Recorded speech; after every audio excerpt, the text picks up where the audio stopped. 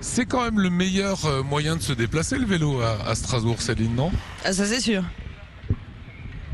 Voilà, les vélos à rétro-pédalage, celui-là est assez exceptionnel, mais je ne suis pas trop habitué sur ce système-là. Si on arrive avec Céline, c'est qu'il y a la grande fête nationale du vélo. Ça va se passer ce week-end. Bretzel, ici, on est un vrai acteur. Alors, vous organisez des choses qui sont assez sympas. Ça commence demain soir, vendredi. Qu'est-ce que vous allez faire? Vendredi soir, c'est un apéro démontage de compète, donc c'est une de nos activités de routine, mais qu'on rend plus festive cette fois-ci. Donc on démonte des vélos pour en faire des vieux vélos pour en faire des pièces détachées, et là avec des concours donc de démontage, de dérayonnage.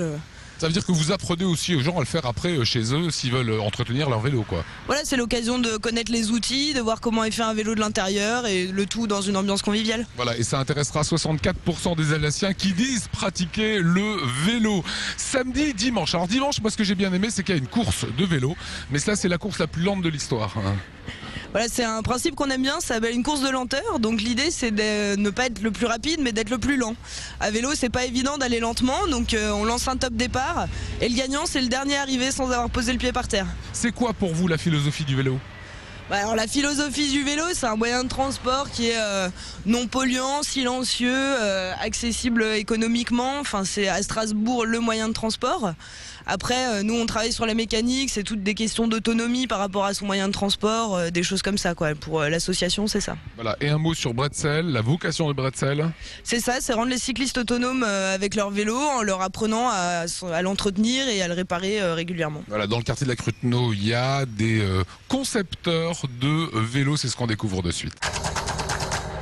Qu'est-ce qui différencie ce vélo des autres? C'est un vélo alsacien. Philippe Angot, c'est vous qui avez lancé cette marque, c'est votre propre marque, hein, c'est les cycles Angot. Comment est-ce qu'on décide un jour de se dire, allez, je suis alsacien, je suis né ici, je connais bien le terreau et je crée un vélo alsacien? À cela, il y a déjà plusieurs raisons. C'est que, Strasbourg est la ville du vélo en France. Donc on a les plus grandes pistes cyclables de toute la France. La circulation à vélo se développe considérablement à Strasbourg.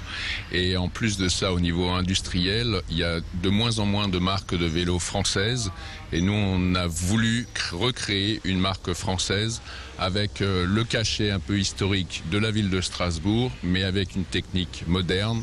On voulait allier l'ancien et le moderne et diffuser la marque sur l'ensemble du territoire français. Alors, on dirait un vélo de BD quand même, hein, un petit peu le look, etc. Qui a décidé ce modèle-là? Alors c'est moi qui ai décidé de ce modèle-là et dessiné. On a fait toute la conception et en fait c'est un vélo de ville qui est fait pour durer. Il est entièrement fabriqué à la main. Et on veut retrouver le vélo traditionnel qu'on se transmettait d'une génération à l'autre. C'est pas made in China, ça? C'est pas made in China, non. Pas justement, du tout. Pas du tout. Alors, on le voit, vélo ancien dans ses lignes. Par contre, dérailleur dernier cri, tout se passe à l'intérieur, avec très peu d'entretien. C'est un vélo fait pour durer et avec lequel on n'a pas de soucis et qui se démarque un peu des autres vélos. Ouais. Vous avez monté l'enseigne il n'y a pas longtemps, un peu plus d'1 an. Comment est-ce qu'on arrive, quand on est un artisan, à exister face à des vélos qui sont vendus en grande distribution? Eh bien, on se différencie de par la qualité avant tout, et puis par un aspect du vélo différent, et on cherche à faire du vélo durable, donc qu'on garde longtemps. Ça coûte quoi? Ça coûte autour de 600 €. Voilà, merci Philippe Angot, créateur de cycles alsaciens comme à l'ancienne. En tout cas, ça nous plaît bien, nous.